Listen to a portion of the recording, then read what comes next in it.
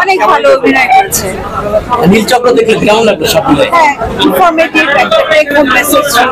এখনকার যে আমরা ভার্চুয়াল জগতে আছি, এর সুবিধা অসুবিধা দুটোই আছে। আমাদের এই সুবিধাটুকু নিতে হবে। এই বাংলাদেশে দরকার আছে যে আমাদের জেনজি জেনারেশনের জন্য এটা দরকার খুব, যে আমরা সোশ্যাল সাইটকে রাইট সাইডে ইউজ করবো নাকি রং ওয়েতে। যেহেতু এখন টিকটক হোক ইনস্টাগ্রাম হোক আমরা একটু ভাইরাল হতে সবাই চাই, বাট যে ভাইরালের জিনিসটা যে একটা যে every coin has to sides, we know that. So ওরকমই যে ভাইরালের ব্যাড সাইডও আছে, গুড সাইডও আছে।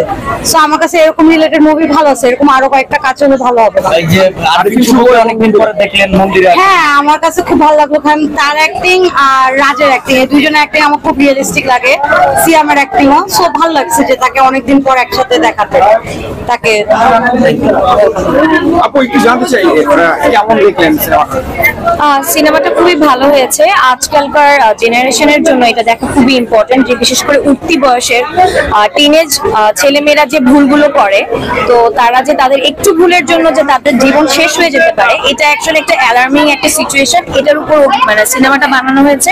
আমার মনে হয় এটা সবারই দেখা উচিত, স্পেশালি টিনেজ।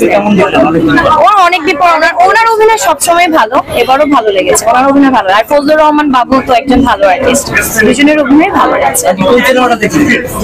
সিনেমাটা দেখলেন এই যে নীল চক্র কেমন লাগলো? অনেক ভালো লাগছে।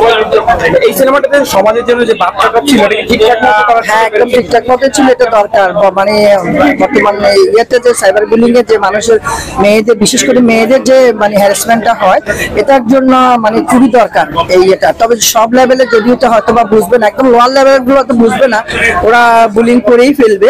বাট এটা মোটামুটি যারা বুঝে এটা ইয়ে করা উচিত আর কি। আর আরিফিন শুভর অভিনয় বেশ ভালো হয়েছে, সবারই মোটামুটি ভালো হয়েছে, বাবুকে ভালোই করেছে। এই আর কি। নায়িকা কেমন ছিল?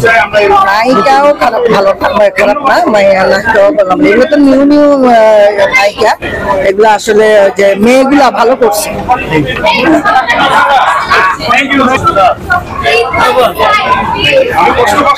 অ্যাক্টিংটাও ফ্রেশ ছিল, প্রতিটা মানুষের প্রতিটা চরিত্র।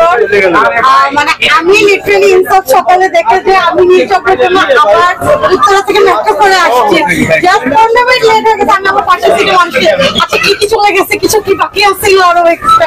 বাট মানে অস্থির যে এরকম রিলেটেড মুভি আমরা আরো চাই, যে এরকম রিলেটেড মুভি হলে আমরা আসলে যে এই জেনারেশনের মানুষরা আমরা সিনেমার প্রতি আরো বেশি অ্যাডিক্টেড। মানে যে না ল্যাপটপে সবকিছু না বা টিভিতেই না, সিনেমা হলে আসতে হবে, দেখতে হবে। এন্ড আমি ডেফিনেটলি আমার ফ্যামিলিকে নিয়ে এসেও দেখতেছি আবার। থ্যাংক ইউ সো আমি